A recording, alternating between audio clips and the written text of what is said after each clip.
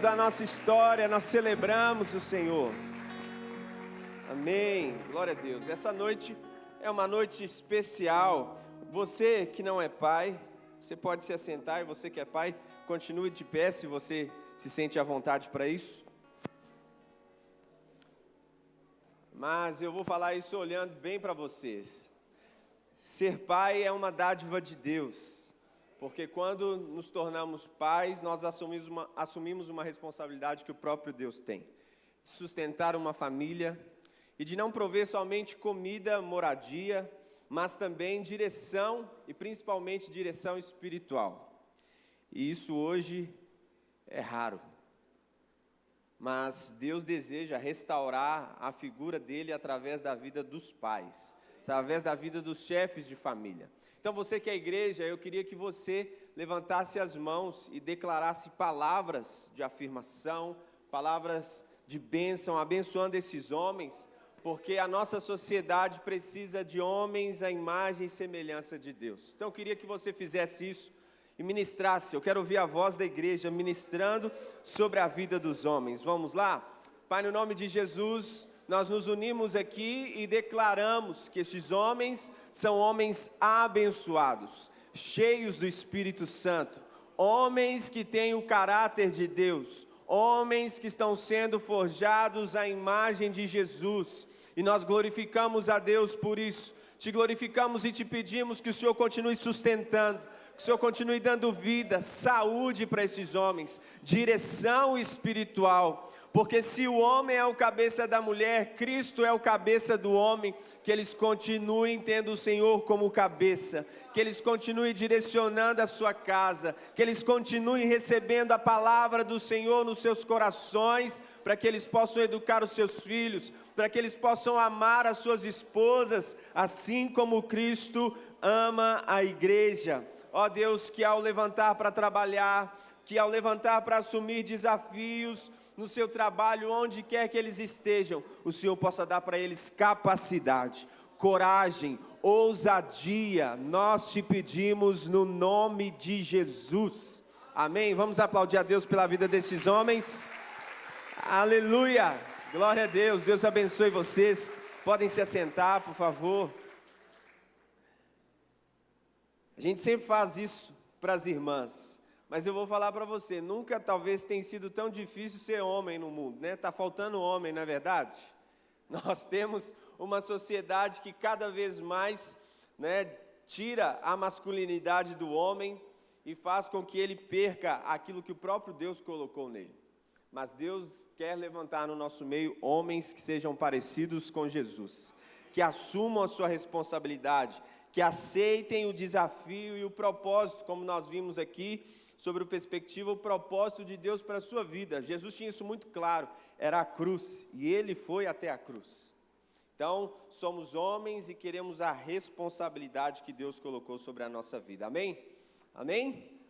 Amém. Eu quero convidar você, nessa noite, a estar comigo aqui, prestando atenção. Daqui a pouco você vai abrir a palavra de Deus aí em 2 Coríntios capítulo 4, se você já quiser adiantar, 2 Coríntios 4, os versos 4 ao 6, mas antes de ler, os meninos vão projetar ali o tema, para que você entenda aquilo que eu quero falar aqui. Nós vivemos em dias onde nós temos muitas informações a respeito de Jesus. Talvez você tenha alguém que você conheça, é alguém que é simpatizante de Jesus. Ao olhar para Jesus, ver Jesus como alguém de uma influência, de uma positividade, com uma bondade, né? Nós estamos num país bem religioso, e para os católicos Jesus, ele é de uma forma. Às vezes, para o cristão evangélico, muitas vezes que não entende também aquilo que nós vamos falar, Jesus também é multifacetado. Jesus se revela de acordo com a necessidade dele. Às vezes para o espírita, Jesus é um mestre, é alguém onde nós precisamos nos inspirar para a gente evoluir e nos tornar uma pessoa melhor. E muitas vezes, quando nós não estamos certos de quem Jesus é, nós temos e carregamos, formatamos uma imagem na nossa mente e no nosso coração errada de Jesus. Jesus, ele veio aqui nessa terra, ele pisou nesse mundo, E ele se submeteu, preste atenção, Jesus veio por um tempo de 3 anos. Jesus veio para cumprir um ministério de 3 anos e meio aproximadamente, mas durante 30 anos ele se submeteu a ser criado por uma família simples, a ser um carpinteiro, e é isso que ele foi durante muito tempo, para que quando ele se manifestasse como Filho de Deus, ele pudesse ser visto como a exata expressão de Deus.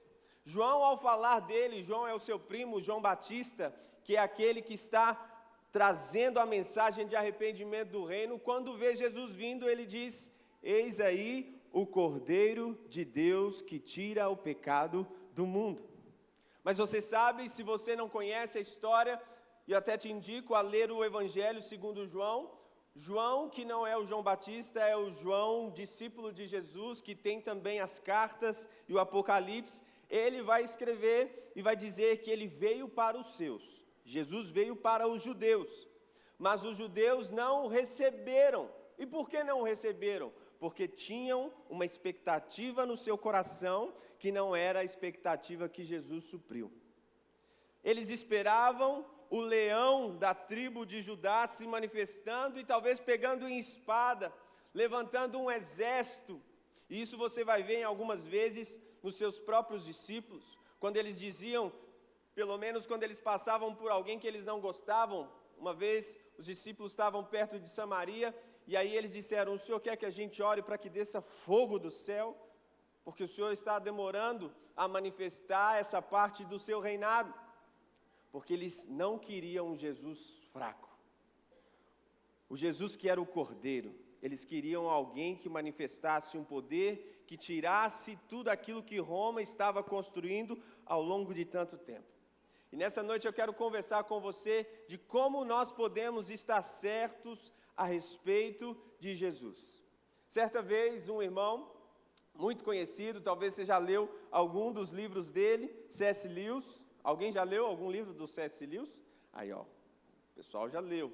Evangelho Puro e Simples, por exemplo. Mas tem muita literatura legal que você pode ler sobre ele. Mas uma vez ele disse assim: um homem que foi simplesmente um homem e disse as coisas que disse, não poderia ser considerado um grande mestre da moral apenas. Você pode considerá-lo um tolo, pode cuspir nele e matá-lo como se fosse um demônio, ou prostrar aos seus pés e chamá-lo de Senhor e Deus. Mas não podemos vir com essas ideias tolas e complacentes de que ele foi um eminente mestre humano. Ele não deixou brecha para isso. Ele não teve essa intenção. Muitos de nós olham para Jesus e vê Jesus a partir daquilo que aprenderam como alguém que é como o gênio da lâmpada do Aladim, que você esfrega, ele sai dali e realiza o seu desejo. De trazer um homem para casar, de trazer uma mulher para casar, de dar uma casa em certo lugar, de trazer carros. Jesus não veio fazer nada disso.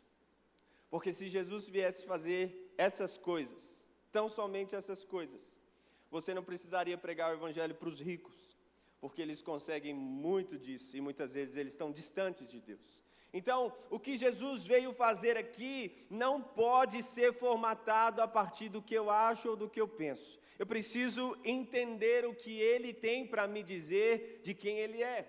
Quando você conhece alguém, você o cumprimenta e você pergunta o nome, a pessoa se apresenta e ela diz: eu sou fulano de tal. E talvez você pode perguntar o que você faz, e a pessoa pode explicar o que ela faz, mas ela vai dizer de quem ela é filho, de onde ela veio, onde ela foi criada. Com Jesus devia ser a mesma coisa. Nós devíamos olhar para a Bíblia e entender quem Ele é, ao invés de fazer construções que não fazem parte da sua figura. Então, eu quero começar dizendo aqui que Jesus não pode ser domesticado. Jesus não é um passarinho que a gente coloca na gaiola e diz: canta para mim, que eu troco a comidinha dele de manhã. Ele não é o meu pet, que eu posso dizer para ele: dá cambalhota, late. Às vezes a gente fala: vem com o papai e com a mamãe. Jesus não é isso. Estou aqui nessa noite para lembrar você que Jesus é alguém que não veio só transformar a minha e a sua vida, mas é alguém que transformou todo o universo. E alguém que deseja se manifestar a você. Muitas vezes isso pode ser estranho. As pessoas que não aceitam Jesus, se perguntar para elas o que elas acham de Jesus, elas vão dizer que ele é uma boa figura. Talvez alguns vão olhar para a cruz que ele carregou e vão colocá-la no peito, como uma joia, como um símbolo, mas não vão estar dispostos a tomar a sua própria cruz. Não vão morrer dentro dos seus casamentos para fazer com que o cônjuge seja amado. Não vão morrer dentro de uma amizade para construir alianças para essa vida e que vão ser sinais do reino de Deus. Agora, faz sentido a gente imaginar que Jesus, que planejava morrer numa cruz, era alguém perigoso para aquele tempo? Faz sentido se você olhar quem é Jesus, aquilo que ele fez, né? A sua história. Será que ele era alguém perigoso? Que as pessoas podiam dizer dele, esse cara é alguém que a gente precisa temer. Olhando para Jesus, a gente não consegue ter esse entendimento. E eu queria que a gente lesse o texto base dessa noite, está lá em 2 Coríntios capítulo 4, os versos são o 4 e 6. Se você não tem aí na sua Bíblia, você pode acompanhar comigo ali no telão, e a gente pode ler junto. Essa versão é a nova linguagem de hoje, tá bom? Paulo escrevendo sua segunda carta aos Coríntios. Ele diz, eles não podem crer, pois o Deus deste mundo, quem é o Deus deste mundo? O diabo é o Deus desse mundo. O Deus deste mundo conservou a mente deles na escuridão. Ele não os deixa ver a luz que brilha sobre eles. A luz que vem da boa notícia. Qual é a boa notícia? A respeito da glória de Cristo, o qual nos mostra como Deus realmente é. Pois nós não anunciamos a nós mesmos, nós anunciamos Jesus Cristo como Senhor e a nós como servos de vocês por causa de Jesus. O Deus que disse que da escuridão brilha a luz, é o mesmo que fez a luz brilhar no nosso coração. E isso para nos trazer a luz do conhecimento da glória de Deus que brilha, onde? No rosto de Jesus Cristo. Você pode orar e pedir ao Senhor para falar ao seu coração? Pai, no nome de Jesus nós oramos e declaramos que essa é a sua palavra é rica, poderosa, ela é digna de toda aceitação. E nós queremos descobrir quem é Jesus, e nós cremos que nessa noite o Senhor vai fazer isso pela sua palavra. Ministra ao nosso coração, Espírito Santo, toda cadeia seja quebrada, todo sofisma, ó Deus, e que nós possamos perceber quem o Senhor é, em nome de Jesus. Amém. Então, para conhecê-lo, para saber quem de fato Ele é, para não estarmos errados, mas certos no entendimento de quem é Jesus, há dois caminhos que a gente pode fazer. Nós podemos ir pelo caminho da pesquisa. Talvez você conhece algum pesquisador cristão que você acompanha. Nós temos aí o Dr. Rodrigo Silva, que todo mundo gosta de ver, não é? Faz tanta pesquisa a respeito de Jesus, visita, conhece Jerusalém, as terras bíblicas, talvez como poucos. Você pode pegar essa linha dele, a pesquisa histórica, onde você vai analisar, vai pegar os textos, os registros históricos, vai comparar com a Bíblia, para que você chegue a um entendimento de que fato Jesus é Deus. Para que você chegue à compreensão de que de fato Jesus se revelou e que Ele é a expressão de Deus. Você pode pegar essa linha. A ciência tem comprovado isso cada vez mais. Tem um escritor que ele diz que é muito difícil, muito mais difícil, crer na teoria da evolução do que crer que Deus é o Criador de todas as coisas. Nos 4 passos aqui da nossa igreja, nós vamos te dar um exemplo a respeito disso, e eu não vou contar ele aqui agora, vou esperar você chegar lá.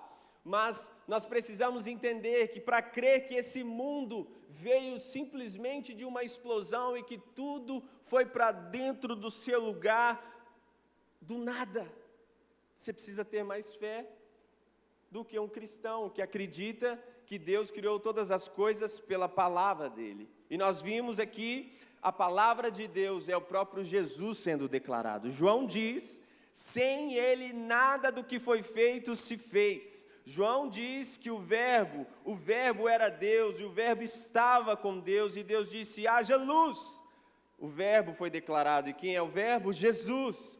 Jesus é o verbo que se fez carne e habitou entre nós. Você pode pegar essa linha então, mas também você pode entender Jesus conforme ele é revelado na Bíblia. Isso traz uma beleza incomparável. Não sei se você já viu, mas foram muitos séculos, muitos autores escrevendo a respeito daquilo que é a palavra de Deus, da construção que Deus fez. E eu te falo isso por quê? Porque a Bíblia não é, você que vai fazer perspectivas, você vai ter esse entendimento. A Bíblia não é a história nossa. A Bíblia não é a respeito dos seus problemas cotidianos. A Bíblia diz da história de Deus, que escrevendo a sua história, preparando tudo para se revelar a nós, ele dentro dessa construção, ele também se manifesta na nossa vida. E a Bíblia diz a respeito dele.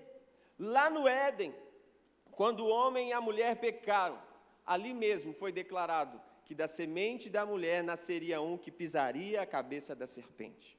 Portanto, o que Deus faz ao longo da história, ao chamar Abraão, a chamar tantos outros, ele estava preparando um povo, para que o povo morasse numa terra, para que quando chegasse a plenitude dos tempos, ele escolhesse a mais imprópria família, para que pudesse ser a família que criaria o Criador de todo o universo. Essa é a história.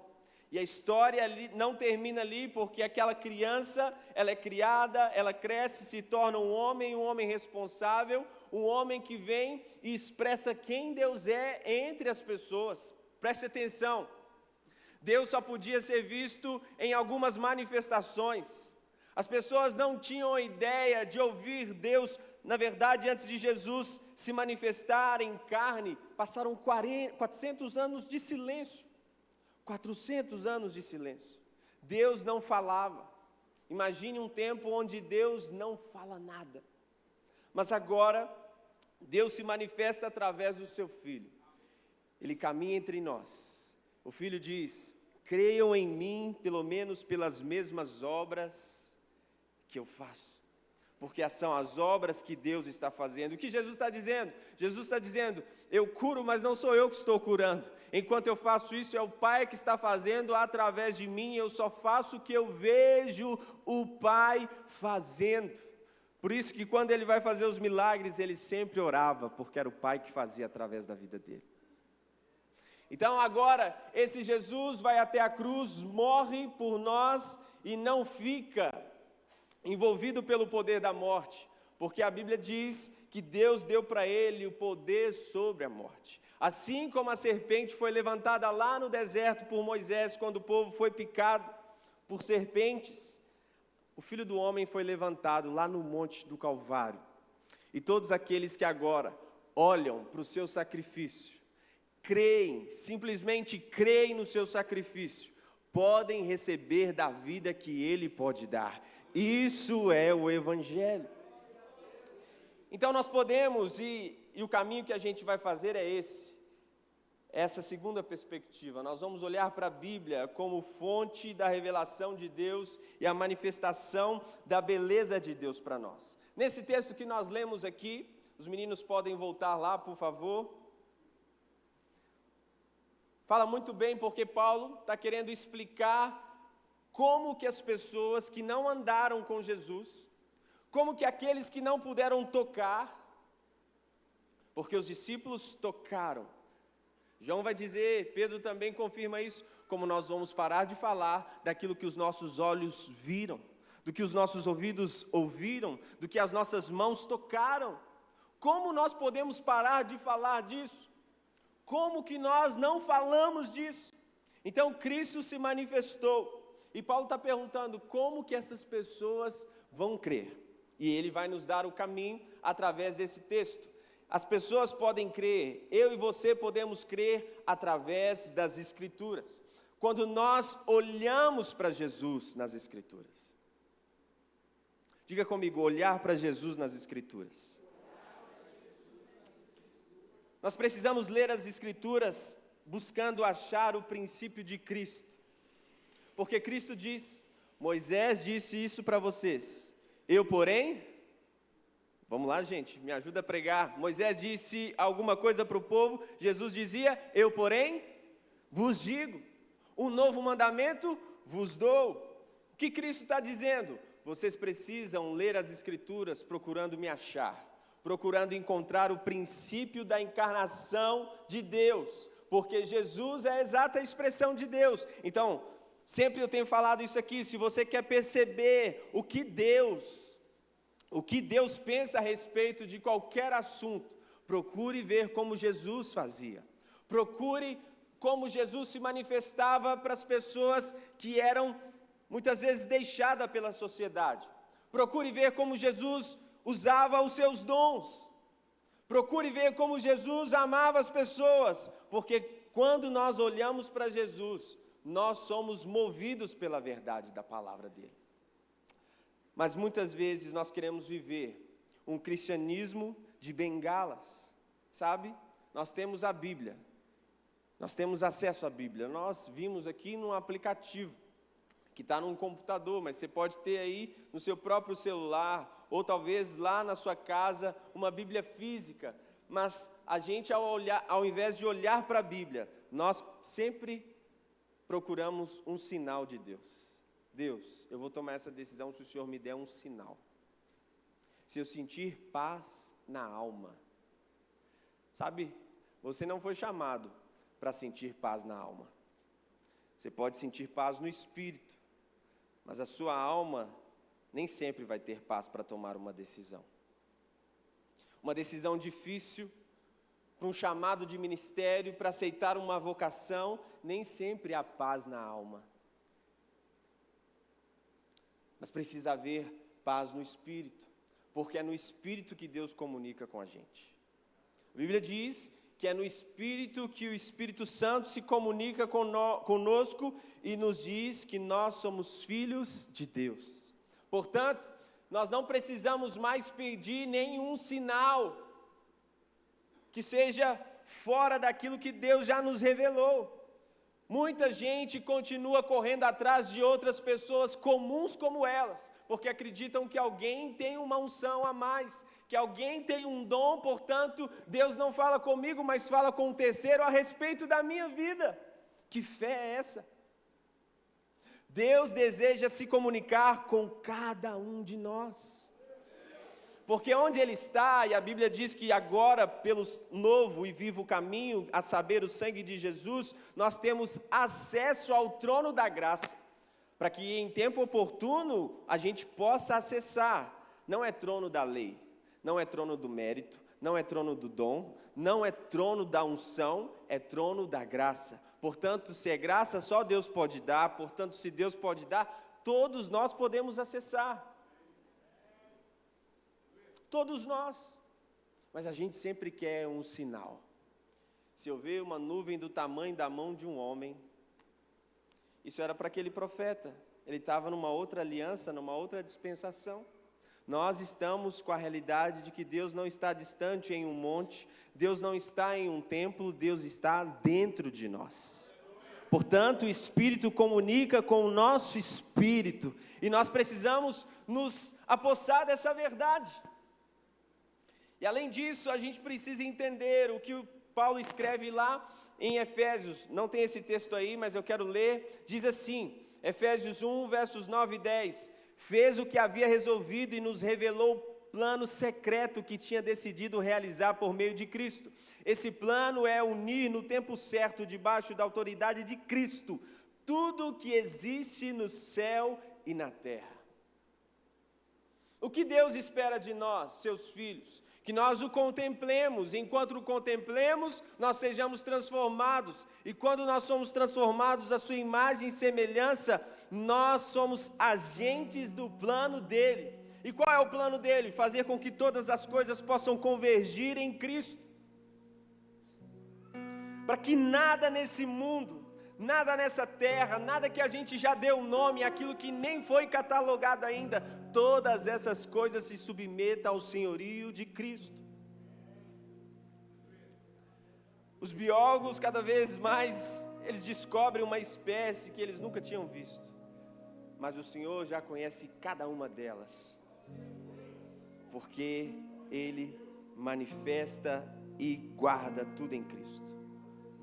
Uma outra coisa, além de não ficar precisando pedir um sinal a respeito de Jesus, nós precisamos manter os olhos abertos. Os olhos abertos para que a gente veja Jesus descrito na Bíblia. Você conhece o texto? Se você não conhece, vou relembrá-lo. Texto dos discípulos do caminho de Emaús. Eles estão na direção contrária. Jesus disse: eu vou morrer, mas ao terceiro dia eu vou ressuscitar. Vocês precisam ficar em Jerusalém, até que do alto vocês sejam revestidos de poder, para que vocês sejam minhas testemunhas, ali em Jerusalém, Judeia, Samaria, até os confins da terra. Ok, combinado, mestre. Mas quando Jesus morre, a decisão desses discípulos e dos outros é não estar ali mais. E Deus é um Deus de amor. Diga comigo: Deus é um Deus de amor. Deus é um Deus de graça. Esse Deus que caminhou com esses camaradas ao longo desses 3 anos e meio, fez tantos milagres, disse quem Ele era, disse que era o próprio Deus. Agora Ele tem que, durante 40 dias, com o corpo ressurreto já, aparecer para esses homens e para essas mulheres. Em uma dessas visitas, Ele aparece para esses 2 discípulos que estão a 11 quilômetros. 11 quilômetros é daqui do centro de Belo Horizonte. Eles estavam a 11 quilômetros longe do lugar, e eles queriam estar mais longe, porque eles estavam tristes com Deus. Sabe por que eles estavam tristes com Deus? Porque Deus não fez o que eles achavam que devia fazer. Muitos de nós ficamos assim também quando Deus não faz aquilo que nós esperamos que Ele faça. Mas eu te disse, Deus não é o nosso pet. Deus não é domesticável. Deus é o Criador de todas as coisas. Nós somos só suas criaturas. E a nossa alegria é a glória de Deus e não o contrário. Não é a nossa alegria que é a glória de Deus. A glória de Deus que é a nossa alegria. A gente se alegra nele. Então esses discípulos, eles só entenderam novamente que deviam voltar para aquele lugar quando Jesus parte o pão, e eles descobrem. E eles só descobriram isso porque o texto lá vai dizer que Jesus passou um tempo com eles, lembrando tudo o que estava na Escritura a respeito de quem? De Moisés? Dos profetas? Não. Pelo contrário, ele passa todos os textos de Moisés, dos profetas, relembrando o que cada um deles disse a respeito dele. Nós só encontramos força quando nós olhamos para a Escritura e percebemos Cristo falando com a gente ali. Quando nós percebemos o agir de Cristo na nossa vida através do texto da Escritura. E como eu disse, além disso é o testemunho do Espírito, como Paulo escreve aos Romanos 8,16, ele diz: o Espírito de Deus se une com o nosso Espírito para afirmar que nós somos filhos de Deus. E sabe, quando nós temos esse entendimento, a nossa compreensão da glória de Deus fica mais adocicada. Ou se você não gosta de doce, fica mais temperada. Nós conseguimos olhar para Jesus e Ele ser a fonte da nossa satisfação. Qual tem sido a fonte da sua satisfação? Onde você tem encontrado alegria para a sua vida? A gente pode estar certo a respeito de Cristo quando nós vemos e provamos da sua glória. Diga comigo, ver e provar. A gente precisa ver e provar da glória de Cristo.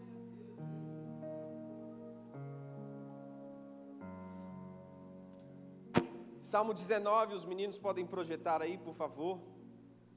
Verso 1, Salmo 19, verso 1. O texto vai dizer o seguinte, tem lá na imagem que a gente fez. O texto diz assim: o céu anuncia a glória de Deus e nos mostra aquilo que as suas mãos fizeram. Eu não sei se você é desses que contempla ou se você é daqueles que não tem tempo para contemplar nada, que você anda tão tarefado de coisa que você nem vê. Às vezes você dirigiu o carro, você não sabe nem como você chegou. Às vezes a gente só liga o Waze lá e vai, a gente nem sabe onde a gente passou. Se perguntar, você já passou naquela cidade? Nunca. Mas se você for consultar o Waze, você já passou lá. Mas a gente anda tão despercebido, mas o texto diz que o céu anuncia a glória de Deus. E se você for ler o texto seguinte, diz que, mas o céu não declara uma palavra.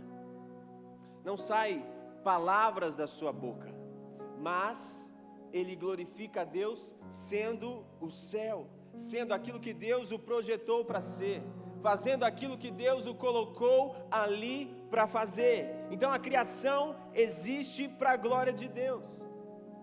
A gente precisa olhar e entender que aquilo que Deus criou comunica do seu caráter, de quem Ele é.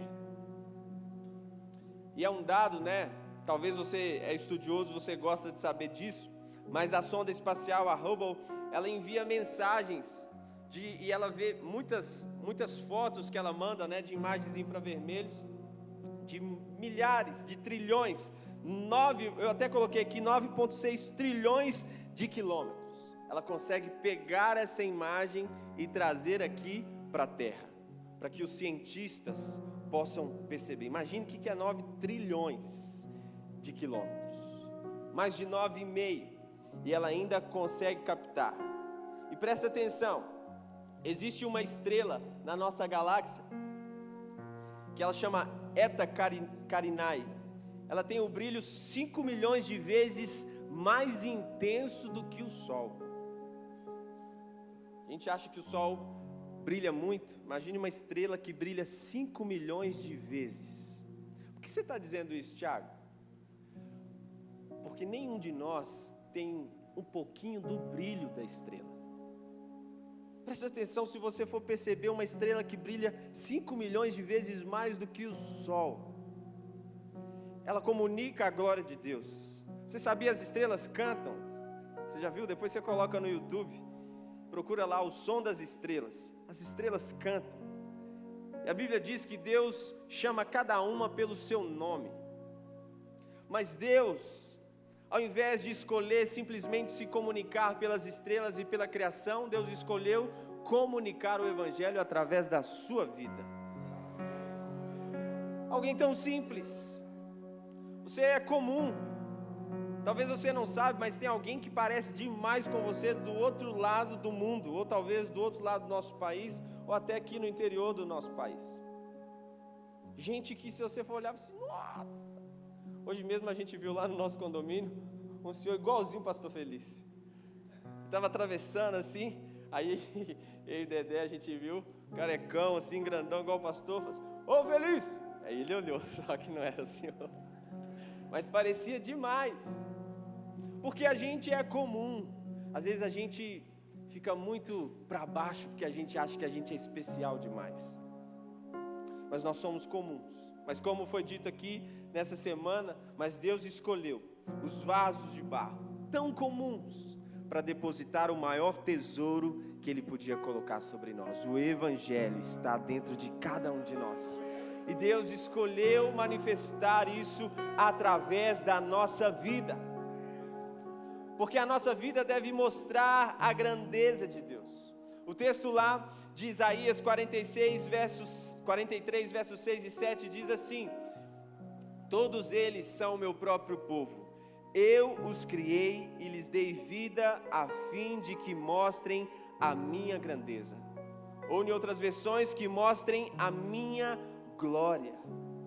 Deus está falando isso porque esse povo estava voltando do cativeiro, e Deus estava dizendo: eu escolhi o meu povo para que ele demonstre a minha glória. Foi para isso que Deus escolheu você, querido. Deus escolheu você para falar das grandezas dele. Deus escolheu você para refletir quem ele é, como ele quer ser conhecido. Você pode dizer para a pessoa que está do seu lado: Deus escolheu você para compartilhar da glória dele.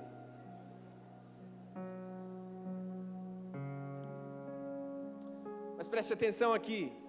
Se Deus é tão grande assim, se Deus é todo poderoso, se Cristo é tudo isso que é, como nós cantamos aqui, vai chegar um dia em que todo joelho se dobrará diante dele, querendo ou não.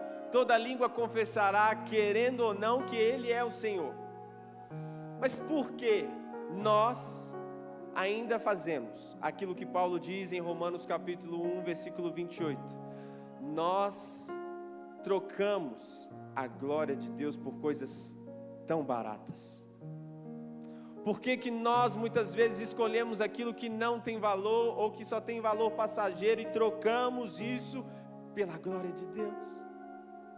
Por que que nós descartamos quem Deus é e escolhemos coisas tão passageiras? É porque muitas vezes nós nos esquecemos que Deus é o centro da nossa vida. E sabe, todas as vezes que nós o tiramos de lá, a nossa vida vira uma bagunça. Se você tirar o sol de onde ele está agora, tudo que existe na terra vai sofrer um grande impacto. O sol está no lugar certo. Se ele estivesse um metro perto da terra, a gente não aguentaria. Se ele se afastasse um pouco, a gente morreria congelado.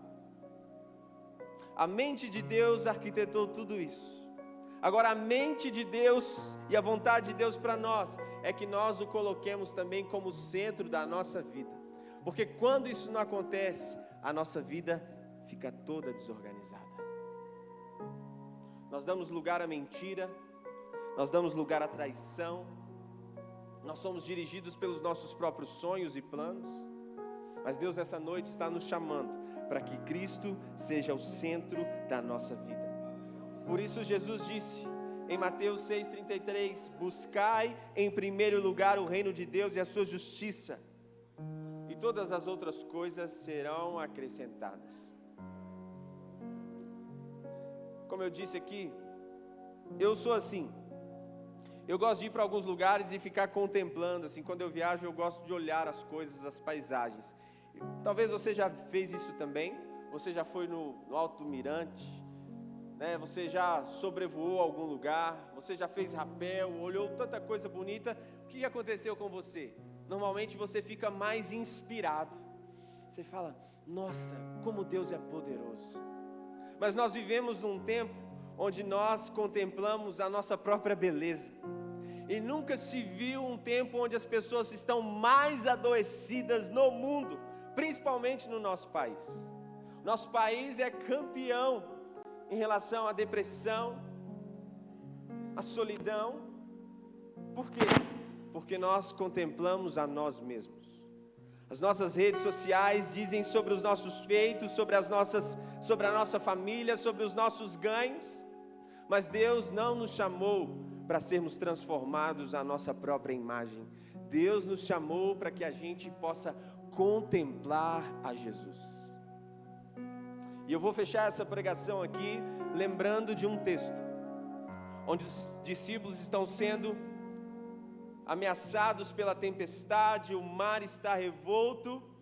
Jesus então se manifesta, vem andando sobre as águas. Pedro percebe que é Jesus, e aí ele pede para ir ter com Jesus sobre as águas. E pasmem, um ser humano comum anda sobre as águas.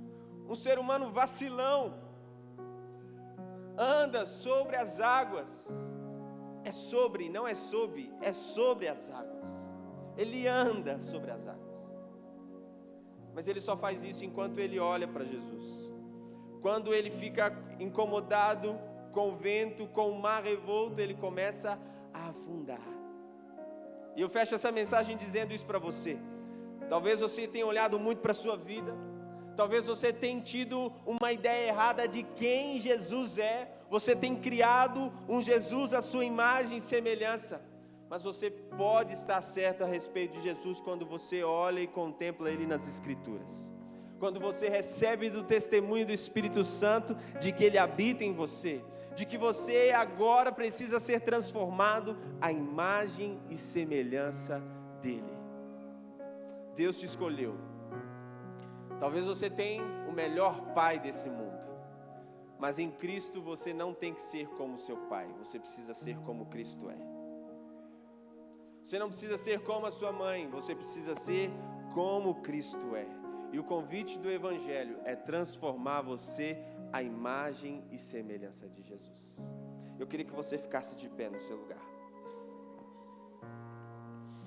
Eu queria que você orasse aí e pedisse para o Senhor: Senhor, me ajuda, Senhor, a ter o entendimento correto de quem é o Senhor. Se revela a mim nas Escrituras. Espírito Santo, comunica com o meu espírito a certeza de quem eu sou. Nós somos os filhos de Deus, chamados em Jesus Cristo. E eu queria que você orasse aí no seu lugar por você. Pai, no nome de Jesus, nós nos apossamos dessa palavra do Senhor, que nós queremos que faça efeito na nossa vida. Nós entendemos que nós precisamos cada vez mais sermos transformados até que cheguemos à estatura de Cristo. Enquanto estamos aqui nesse mundo, nós queremos ser tocados pela beleza de Cristo. Nós queremos ser tocados pelas mãos de Cristo, para que Ele nos molde, para que Ele nos coloque de acordo com a sua vontade. Cristo é aquele que o Senhor olha para Ele e diz: esse é meu filho amado, em quem eu tenho nele prazer. Nós queremos te dar alegria, nós queremos que o Senhor possa sorrir com a nossa vida, Deus. Eis-nos aqui, Senhor, eis-nos aqui. Ajuda-nos a cada vez mais sermos transformados, no nome de Jesus. Amém, amém.